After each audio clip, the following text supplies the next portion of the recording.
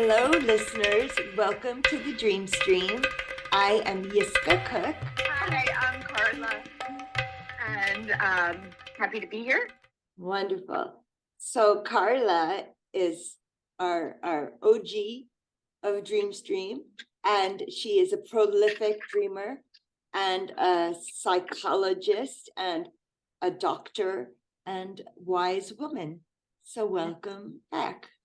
Well, thank you for that opening. That's very kind of you. So I feel like all of the dreams that I recorded back to this new year have all been the big dreams, have all been worked. I'm not dreaming that much because of the THC situation, which I don't know if that affects other people in the same way, but sometimes I can remember and sometimes not. But Carla, you are quite a dreamer and a prophet. So if you would mind sharing no, not a prophet, a seer. You're a seer, not a prophet. But I don't know the difference. I mean, I sort of do. Big difference. Big difference. This is where I'm now making you feeling uncomfortable. So, okay, you're a seer, and I'm not going to call you a shaman, but I might be thinking it. But please regale us with your dream. Oh, I thought you were sharing a dream today. No, I said I don't have one. Oh, my whole thing I is like every dream, every big dream, going back to the new year, I feel like I have worked with others. You know, I have to say, I'm kind of at the point where I wanted to say all my dreams. Yeah. I want to say none of my dreams.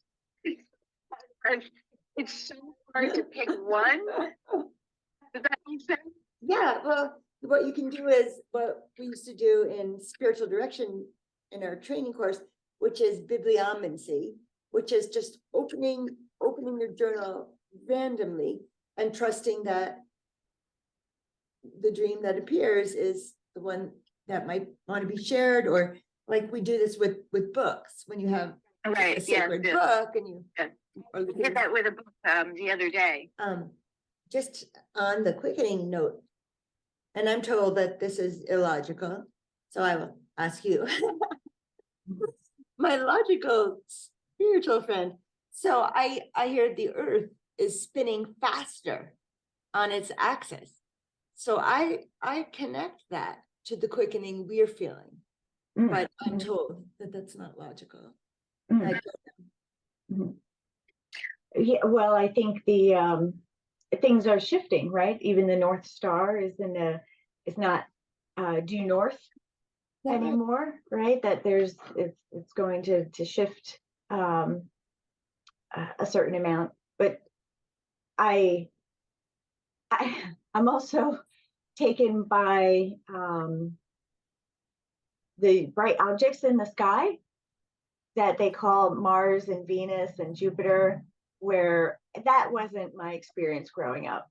Say more about that. I mean, I took astronomy in high school. I am no expert, but I did stand outside looking at the stars, for a good amount of my life, especially living in a countryside environment. So you can see it clearly. So these objects that they refer to, and even when you Google it, what's AKA Mars and Venus. Mars and Venus and Jupiter. Jupiter. Yeah. Oh my! It's like Alice in Wonderland. Saturn. That's the most interesting of them all. Saturn is, but Saturn is not as visible. But these three, and it's not moving. So that's really hysterical, right? So this reddish object that's above Aldebaran is just not moving. And that's not typical from what I recall in basic astronomy 101. Yeah. That tends to move. They have their own course and cycle. Yeah. So evolution around the sun. Right. Yeah. So what is happening? You can't Google it. We can't rely on Freeze dance. What's that? Free dance? Freeze dance. Freeze dance. Freeze dance. You know, Free- do you ever play that when the music stops, you have to freeze? in Yeah, place? red light, green light. There's That's- red light, It's green light. It's red light right now. That's why. Yes, yes, we're frozen. We're frozen. But I can't do that because those on the just podcast, audio podcast, will have no idea that we're just freezing in place. I thought you're filming yourself. Well, I am, but I'm also going to put it on SoundCloud. That's my podcast host, and then it will go to other just podcast. So Because maybe you could put the video on and you- then layer in the audio. I don't know. darling, we got this. Tell me. So what was the dream from last night? Oh, it was again about the rental building. And yeah, so kind of it's interesting because it's different than the New Year's dream I had. And the New Year's dream I had was one that I wanted to share with the dream group. And I thought I was going to share it at the last group because it was a New Year's Eve dream. And there were actually 3 parts to it. So I think I'm going to hold off because this one this morning relates. So there's 4 parts. And that's what was so nice in our last dream group, where one of the participants had shared their series of 3 or 2 or 3, I think. And the sequence is helpful, I think, at this point, because we're all fairly experienced and we're not novel. We're not just coming into it trying to figure out. So to me, this brings it to another dimension. Yes. And that is, so let me think of a dream I could share. Okay. I'm so sorry. I thought you were sharing a dream today. Oh, I don't have one to share. But I wanted But I to. did, go ahead. I only wanted to talk about what Dr. Stephen Larson, one of our dream teachers, shared about the ways of looking at the parts of a dream, and he likened it to Greek theater. Mm. First, and he talks about then the crisis, then the lysis. You know, I wrote it down on this phone, but the sound, so that might change our sound a little bit. Mm. It's away from the computer right now. But while you're looking for your dream, I will look this up.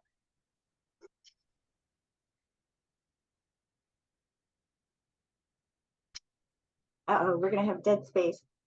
Dead Oh, space no. for the listeners. Should we sing a song? Yeah, let's sing a song. Row, row, row your boat. Oh, yes, of course. I don't think that will retain attention. Attention from listeners. I will wait for you. Oh, I heard a song. I heard it in my head all week, and then I heard it on the radio in this grocery store. And the following song was, I can see clearly now the rain has gone. I can see all obstacles in my way. I love that song. I love that song. And he is so hot. All right, So I woke up at 3 a.m. watching the video. It's like, oh wow, he is fine. Who's he? Who sings that? I forgot his name. Gone are the days. I'll send you a link to the video. He's wearing this black leather outfit with a bare chest, but not bare, but like tied.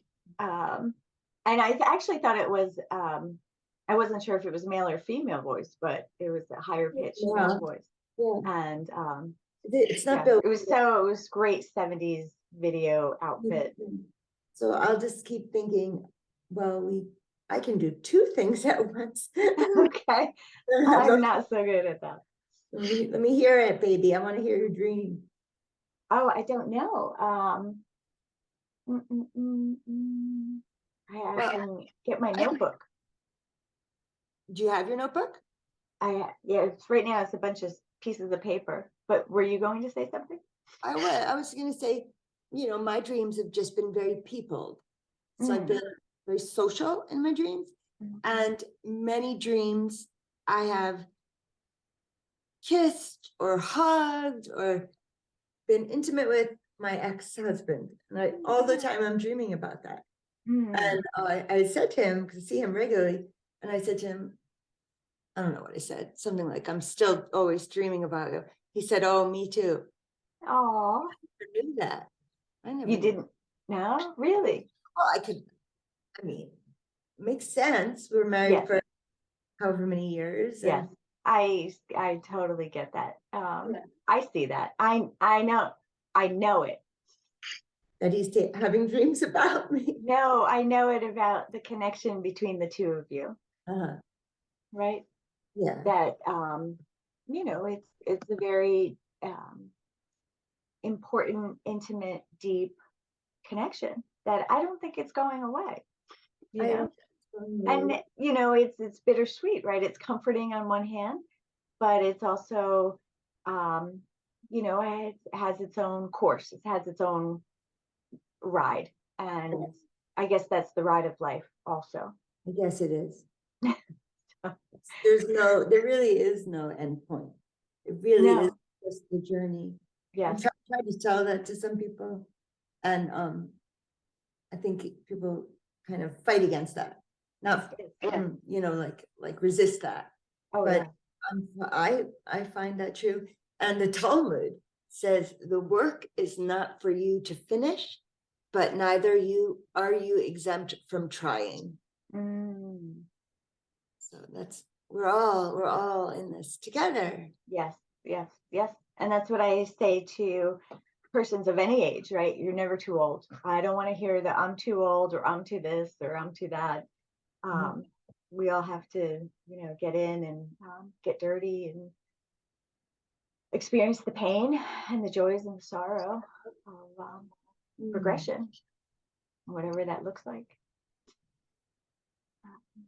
So you have so many wonderful nature experiences, and to me that's the stuff of dreams in the way of it's like intuitive. There's an intuitive connection with animals, and being in harmony with nature feels dreamlike.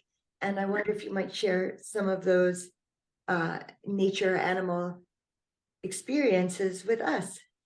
Okay. Well, I guess I could share the recent one that I had that pops into my head. And that was the one it was a hawk or a falcon. I'm thinking it might be a falcon because I think they're a little smaller. But the way it flew was just amazing. So I was wearing my blue, kind of this color jacket, and I was walking up the hill, and it tees off at the top of the hill, walking with my dog, my black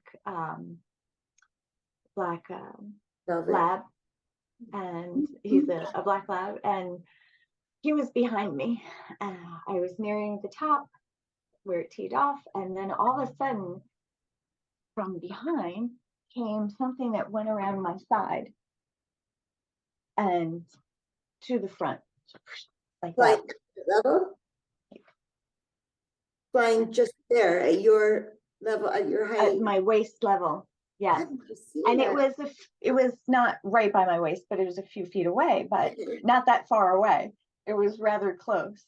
And it came from wherever, and then it went boom, right in front, and then dove. I never had an experience like that before. This bird was using me as a camouflage, I thought. Oh, it hunted after hiding behind you? Yes, and it went directly to this brush straight in front on the ground, and then all these little birds scattered. Oh, that's right. It's falcons eat birds. So they were, I believe, snowbirds. And so hit the ground, dove after one, and then flew off. So it came around the left and then went around the right. Did you see if it got it? I don't know if it did, but it was very close. It might have, because it was kind of a blur at that point. Yeah. And so it Wow. was, yeah, it was quite a skirmish. And you know, I have always aligned with the small birds. Yes. Right. It's the underdog, Yeah. siding with the underdog. I've put myself at risk throughout my entire life doing that. And the underdog changes over the years. So someone's an underdog and then they don't become an underdog anymore. And then I kind of go to the next underdog and then they don't become the underdog. So I keep shifting. I'm not static. So it was an unusual experience for me to then be aligned with this predator, you know, this bird of prey going for food. I mean, this bird was hungry. And then I really felt aligned more with this bird than what I had in the past of the smaller birds. Oh, interesting. Well, Yes. that's very Because in the past, I have actually intervened because I do feed birds. I feed the birds, and I've had, I would jump out and turn at the moment. It looked like a kestrel, this very small bird of prey, and they are fast and they zigzag, Yeah. and they're able to go through. I have a brush, old lilac building, and they can dive right in for the small birds, and they are stealth because they're so small and weave right through the kind of some thicket. And there were moments where I stopped them, just as it was about to happen. So I've kind of played around in that space. I'm going to tell for a couple tale out of years. school. Here's my tale out of school. Carly, when her cat killed a songbird, she put the bird in October's bowl and didn't feed her any other food until she ate what she killed. Yeah, but she ended up actually not ever eating that bird. It was we were at a standoff. We were at a standoff. She's like refusing, and I'm like, and the bird is just, you know, becoming stiff. And so rigor mortis had set in. So it's like, okay, all right, I see we're at a standstill. I think you But she didn't hunt birds after that. Exactly. She would actually capture them and bring them and release them inside.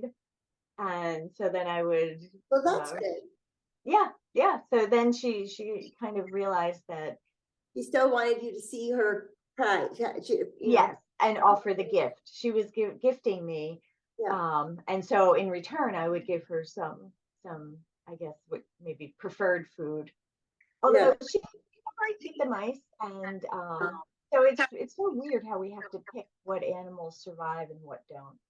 You know, to play God a bit, and it always is uncomfortable. So I have to pick birds over mice, because mice can move more into the house and they bring other issues and whatnot. And so I always did have heart traps with them. And those little ones are so cute. They're so little, with the long tails and the big eyes.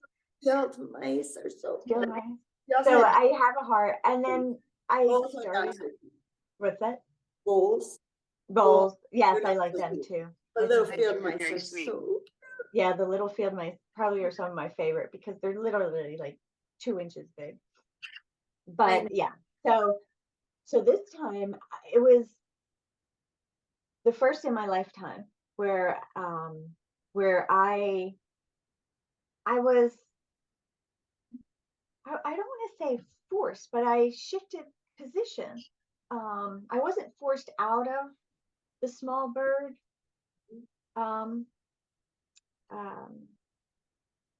alignment, but it shifted to align with this other bird, you know, the larger bird, the bird that was hungry. And well, that sounds to me, if I might project, if this is my symbol, I'm looking at life as a dream, and dream as essentially, you know, foretelling of life. If I'm looking at life as a dream, I'm feeling that I have now just gone from victim or like weaker things happen to these little birds, to, you know, the boss, the bird, Yeah. the Yes. bird boss, you know, and Yeah. I'm so that makes me, if I am the person who experienced this, I feel good, I feel strong, and I'm grateful. Don't tread on me. Yes, yes. It was a very profound experience. And to me, it was a gift because it was not something taken lightly, right? You never kill lightly. And a lot of people jump into the predatory role in their mythology, um, seemingly early. And I always wondered why they're so aligned with these predatory animals when they seem, they and instead of the smaller, helpless one, you know. And so I came from it and arrived to it at my own personal journey, where it, um, yeah, that it was That's very meaningful and special, and something I value and do not take lightly. And I think it has to come with wisdom over the years of protecting the smaller one. yes. Ooh, that's big girl. So proud of you, big girl. I'm growing up a little bit. Will you share one of your bear experiences? I always find those really amazing. And I had a bear dream recently. I shared Oh yeah, let's hear. during Candlemas, and that was the Candlemas dream I had, and then there was somebody else at Candlemas or in bulk who had shared their bear experience a dream they had. Yes. So I then thought, oh, okay, I'll share my bear dream since they just shared theirs. Yes. And so um, so the dream was, well, the first part, and those were two-part dreams. And the first one had to do with, and I didn't even know this was taking place. I think I dreamt it on that Sunday. And I was at the Center for Symbolic Studies. There was a gathering. It was very pleasant and upbeat and spirited. And it was a gathering, just a gathering and festivities, and pleasant, not super large, but not small. And it was inside and outside. And there was a part I remember in the evening time. Lisa was there, my friend Lisa, and then we were gathered in a room, and Stephen was there and Robin, and they were kind of sitting at the front, at the head of this circle. And it reminded me of Candlemas. And I wrote that down in my book, in my journal. And then I found out days later, but I actually didn't find until that day, that it was occurring, Yes. that there was in bulk, that I was invited Storytelling, that poetry. evening. Yes.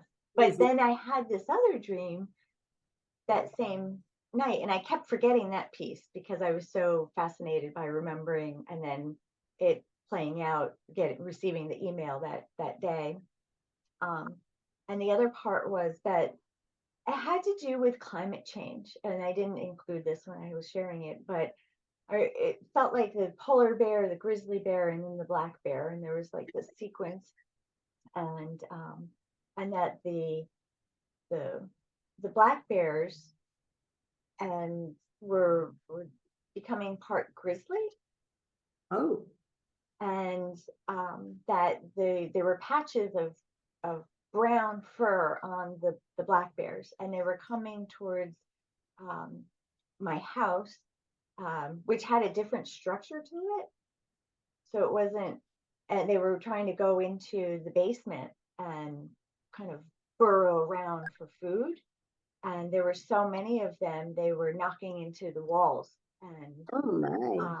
Yeah, so there were too many, and they had the edge. So they weren't just the black bear, where I've had so many beautiful encounters with black bears, and they're very dear to me. We love There was the transformation where they were rough and raw and kind of just so wild that you could not coexist with them. The coexistence was then destructive because they were desperate, and they were endangering my dog and the foundation. So I said, "Shush, shush, get out of here, shush, you have to go." Yeah. And they got the message. Yeah, yes. That would do it. But wait, and then, so clarifying question. And then is polar bear the like full transformation? Is grizzly the middle? So black bear to grizzly to polar? I'm just not sure how polar bear fits in.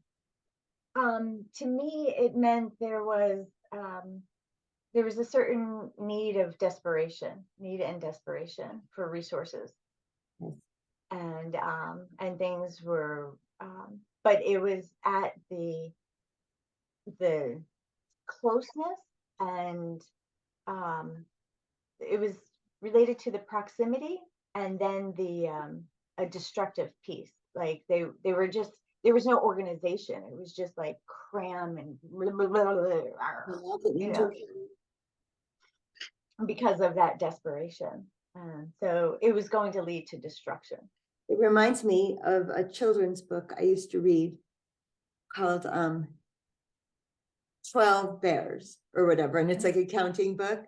And at the end, there's like 12 bears all piled in a sleeping heap together.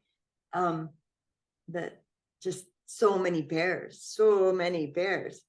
And did you feel scared did the dreamer feel scared in the dream?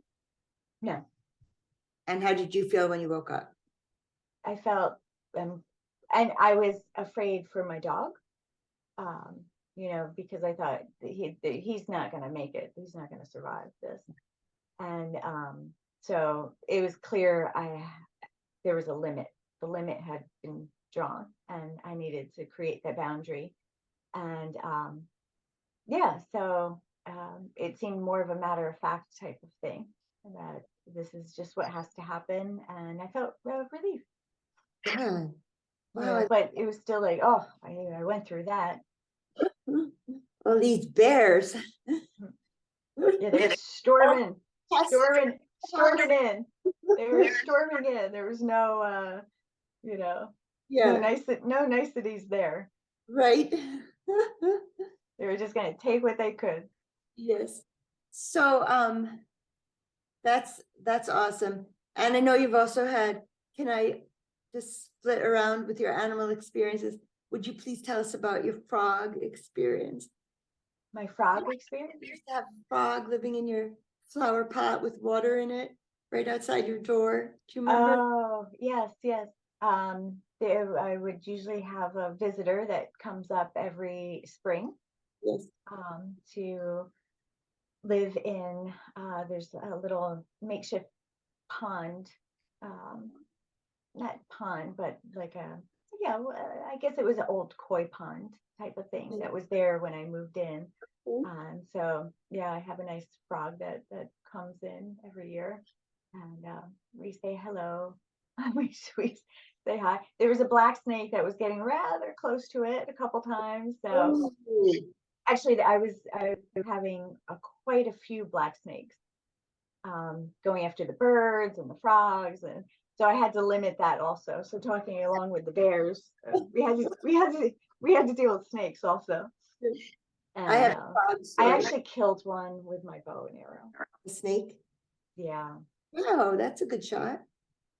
It was in a thicket, and so the birds were asking for help, so I decided to help them. And it was, again, it's a tough call. I don't like killing, but it seemed to be the right decision at the time, because I was weighing in both situations and matters. You're good, badass. I love it. If you don't mind me saying, Carly, once bought, oh, I don't know if you bought it, but found your BB gun. I can't remember why. There was a groundhog in your garden or something. Do you Oh, that was a bow and arrow. Oh, didn't you also had like what do they call those guns that aren't quite BB guns, but something soft? Can't remember. Called Phelan used to play with them. Yeah, no, I don't think I had that since, but I ended up buying another one. But no, I had my dog help me with some. And yeah, I had to teach him to kind of chase them away, and then he cornered one, and then we were able to have a heart trap another one, but again overrun with the groundhogs too. That's what comes when you feed birds, and so if you overfeed or underfeed, and so I just like leaving a lot of wildlife so they can be self-sustained, and feed. Now I'm feeding a lot less, and same with the building too, so that it was nice when people were feeding them, and I hope they had a good time doing that, but it got to a point where it was just too much.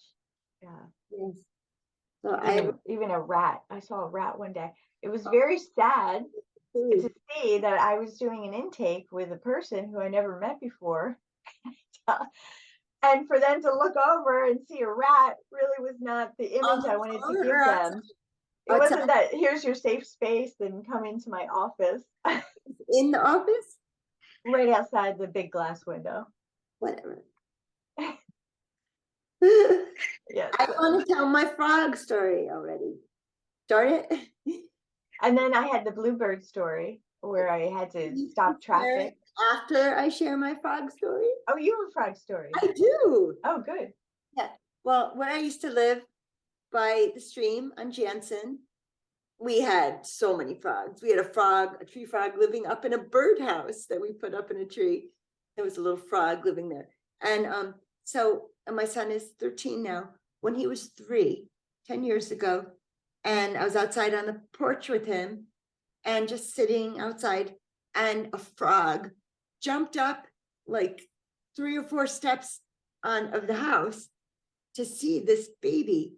And I'm like, yeah, frog just claimed him as his totem animal, And I think that is true and has borne out in so many different ways what frog symbolizes and whatnot. So thank you. We also used to have a lot of snapping turtles, and also we had ducks and hawks and heron. And now I don't have a stream, but I have still in the town. So maybe I'll see some wildlife flying high above. But yes, you were in a place where you were on the edge of town. So there was a gathering of some of those creatures that were on a stream. so lovely. The stream. The Oh other yeah. stream, so the heron. What kind of ducks? What kind of ducks? Mallards. Little Oh, you mallards. did have oh, how sweet. Oh, nice. Yeah, it was very sweet until there was a lot of babies, and then until a snapping turtle started pulling them down by their feet. Oh, they were in the stream. Drowning them or whatever. And then it got a little bit traumatic. Yes. Well, animals are not fluffy, furry critters that we just want to snuggle. They definitely have their pecking order, and it is eat or be eaten. It's rough out there. It's rough out there. And again, it goes back to picking and choosing, and it is funny, I think, kind of when we pick these animal totems.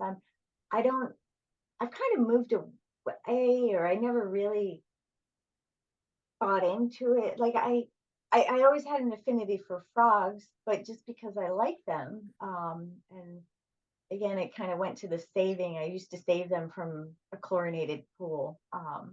And I just thought they were adorable how they would swim and their legs. And I just thought they were really cute. But yeah, I think I'm moving away from this. I don't know. I'm of 2 mindsets: overly symbolic place and Yes, hyper symbolism, where that can lead towards other things. I used to feel eagle was very much my totem, and I would dream of eagle. I've shared some of these eagle dreams, so many eagle dreams, and in one dream, an eagle was standing like a man and smoking a feather, Wow. Wow, that's neat. Wow, that's interesting. and the eagle put another feather into my back pocket for me, which was, you know, so I was like, okay, eagle's my totem. I mean, what can you say after that? But so many other eagle dreams. Eagle arises out of the Ashokan Reservoir, big head, big as life, and I'm on this in this child's tube, and eagle's big. I've had so many eagle dreams, but I haven't had any, in a couple of years. So I think maybe eagle said, okay, I'm not going to be your totem right now. Or maybe he still is. I don't know. Wow, those are some fascinating dreams with eagle. I know. That's pretty neat. Yeah, eagle's just phenomenal. But yeah, right. I wonder, yeah, I mean, it could be dormant, it could be just something else has to come forth right now. Do you have another animal that has come to you? I'm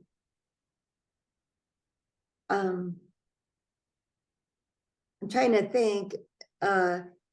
Hens. I have hens. My next door neighbor, or across the way, has hens, and sometimes they come out, and the woman who lives in the apartment next to mine grows things, and she always has little things to feed the hens. And so Camilla hen, the red one, jumped up on her little porch, and instead of knocking on the door, knocked as if knocking on the door on the porch, pecking. Bop, bop, bop. Bop, bop, bop, was knocking for her. She came out, and so I feel really connected with these three hens, but I don't feel totem connected. I don't even know what that would mean, hen. I don't feel You're not dreaming of any birds. Because throughout the day I see tons of animals, so yeah, I could never oh, this is that. I would be inundated with animal totems in one day. Where do we draw the line? well, I think yes, what animals come to us in our dreams is a really significant way. I've also dreamed of a little snake coiled around my wrist like a bracelet, and I've had other snake dreams. I always felt like snake also was claiming me as a totem. I just as I'm claiming it as my totem animal. But a friend of mine. But I guess that's it also, that, right? It depends what you encounter and how often in the natural environment, right? So if someone in the city was to have a little dragonfly land on their finger, that may be really special versus me just walking out in my yard, even though that's special too, but because dragonflies don't always land on you. Yeah, I guess so, but it's more likely to happen. Yeah.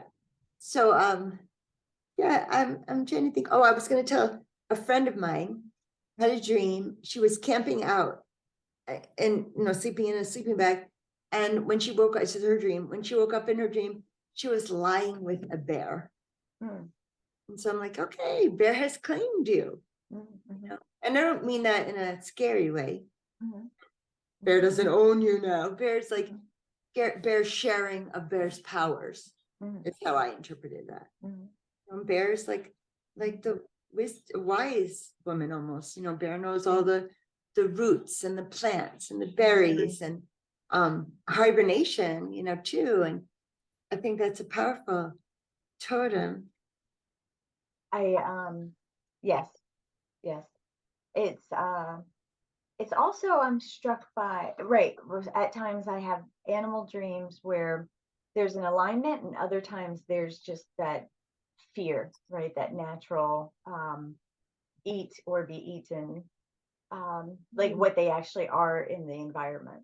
Often, if you were to see a venomous snake and often animals, they don't want much contact with humans, Right. so they do their own thing.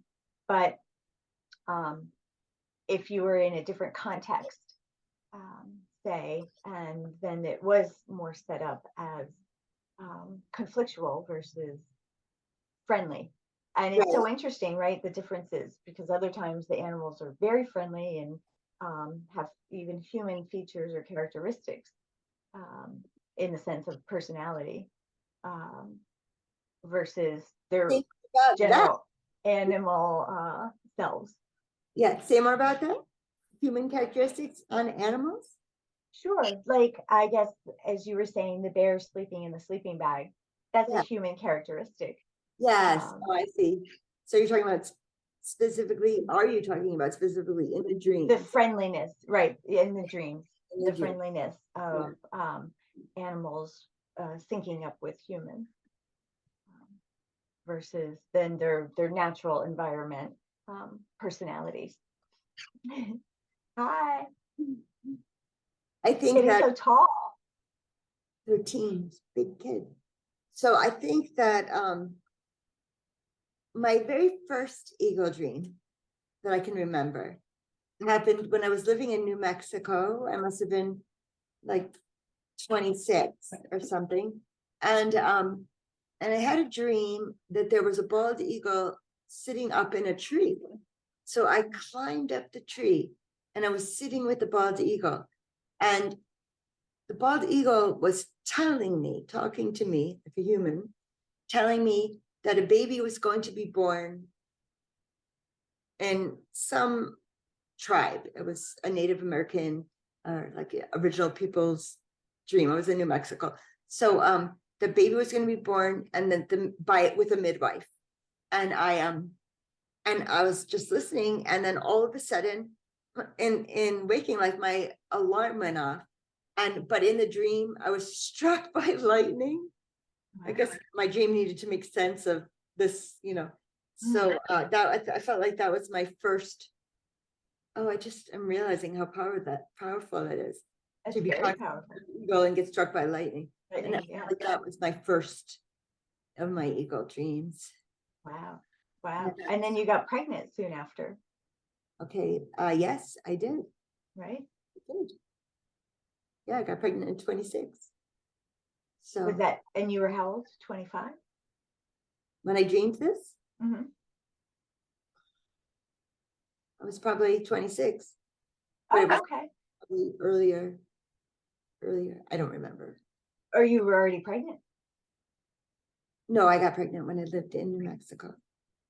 Oh, you did. So you got pregnant after the dream, or Yes, before the dream, after the dream, shortly after. either or. Okay, one or the other. Did you always have a connection with eagles prior to this?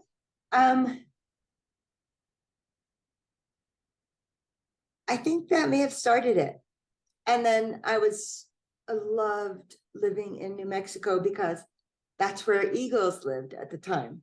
And and then when I moved here to the Mid-Hudson Valley, I was not sure. I had been moving every 4 months or so. I was kind of chasing my tail, running away from life for so many years. And then I decided to get stable. I had a baby, and I went to the Chocan Reservoir, which was near where I lived in Accord, and I saw the eagles. And I thought, okay, then I am home. Because I want to live somewhere where the eagles live. Can you talk about your connection to eagle prior to the dream?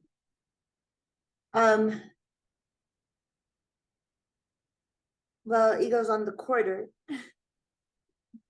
True. I don't know. I may have thought about, America uses the eagle as the high symbol, and the natives similarly have the eagle. And I'm honestly not really remembering before the dream my connection with the eagle. I would say I almost didn't have one. Except I may have thought about the fact that a lot of countries and peoples use the eagle as like the Roman Empire used the eagle, as its symbol. Yeah. Okay. So a head of state symbol or head of government, politics, and money. You mentioned quarter, so currency. Yeah. And eagle flies the highest. And so, you know, in the Native American animal cards, in the David Carson, who's Choctaw Indian, was taught that the eagle symbolizes spirit. So I don't want to get confused with hawk, who is the messenger. So hawk is messenger, but eagle is spirit, because the eagle is almost as high as God, spirit. So while I see it also has to do with politics and money, in what you're saying, it's also the height of spirit, the animal that can symbolize that. And touch lightning, So, which is even higher. yeah. You know, I used to have a mantra. I'm trying to remember exactly. I told this, I used to work out at a gym when I was more able in my body. And I had a thing, I don't remember, I was having, oh yeah, my husband was separating from me. So, and everything, I felt like I had fallen into a deep hole and I needed like a leg up. I was falling apart.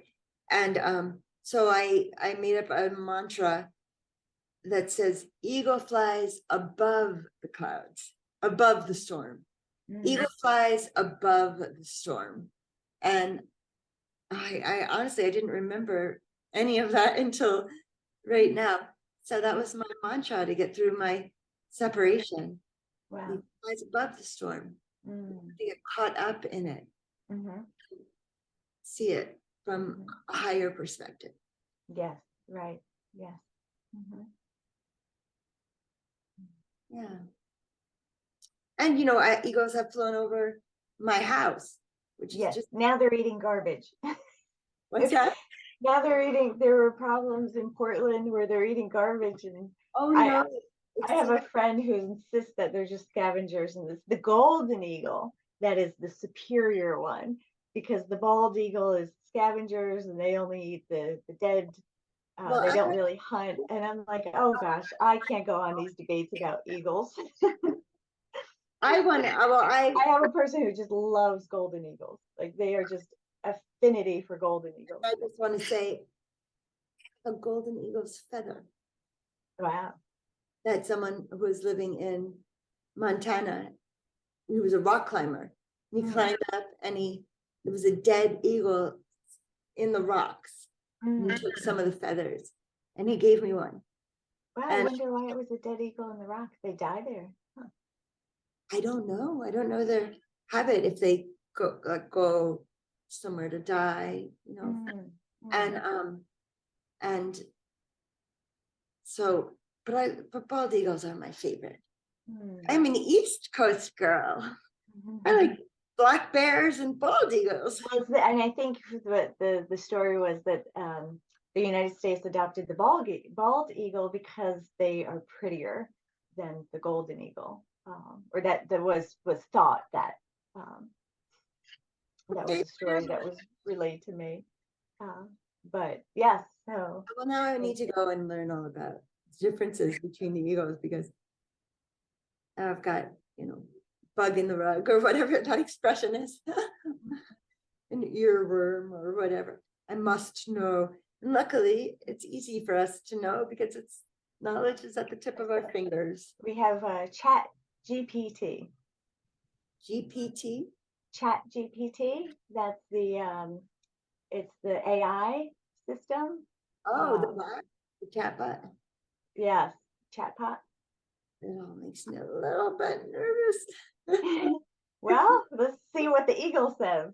What does the eagle say about these things? Let's find out. Oh, eagle, please come in my dream. And I also incubated a dream last night, because I know THC can affect my dream life. Not always, but I chose, and I know I get very stiff in the night. And so just to be clear, I I smoke. I might also smoke recreationally, but I smoke or vape or whatever, because I am so stiff. I have MS, as many of our listeners know. My legs get so stiff in the morning, my calves, my feet can cramp, and so I like to, I don't know that it would even last 9 hours or 8 hours of my sleep. It probably wouldn't, but I chose not to vape because I wanted to remember my dreams. And I incubated the dream and I asked nicely and I said, please. I didn't know. I did dream. I know I did. I just don't remember it. Were you incubating a certain dream? I just was incubating, remembering my dream. Oh, just overall remembering. Maybe Okay. that's what went wrong. Mm. Because I wasn't incubating a conundrum or question in my life, in which case, hopefully the dream would have come. I was just wanting to remember it. Maybe that wasn't right. Maybe that wasn't the right way. So, Carly, I'm so glad to talk with you. Thank you. It's nice talking with you also. Thank you. We weren't able to have our traditional dream group this morning. Yes, so we have this impromptu visit. I look forward to your dream that your New Year's dream that you're gonna share at the group. Very much look forward to that. And our listeners, I feel, and it seems that Carly may feel this way too, but I will let her speak for herself. I feel that the dreams we have, like the first dream we have in the new year, or if we can't remember it, like I give myself 3 days or until I have the first dream of the new year. And I feel like that could be indicative of the year to come. It could point me in a certain direction or not. You know, I hope it will be good for all of us. And I will very much enjoy hearing your dream. What do you think about because this dream, it felt like a New Year's dream-ish, but I had it a few days prior to New Year's. Okay. So actually, now that you mentioned that, I will go back and look to see what I had after New Year's. But there were 2 big dreams and a third, because they were all like 2 nights apart. So there were multiple dreams in a night. So there was a sequence of 3, and having to do with the building and CSS and then I've had so many. I'm like, as I mentioned, I'm backlogged. Yeah. So hopefully, I could share a bunch. Yeah. So, well, this has been very enjoyable. So thank you. And I would like you to please stay on after I turn off the video with the wider group, because I have to ask you something. Okay. Carly, my friend. All right. So I just want to say this. I know this was a little odd, but nevertheless, I hope you enjoyed this dream stream, and I hope you'll subscribe and that you'll join us again. Hold the mode, made to king. Bye bye. Sweet dreams.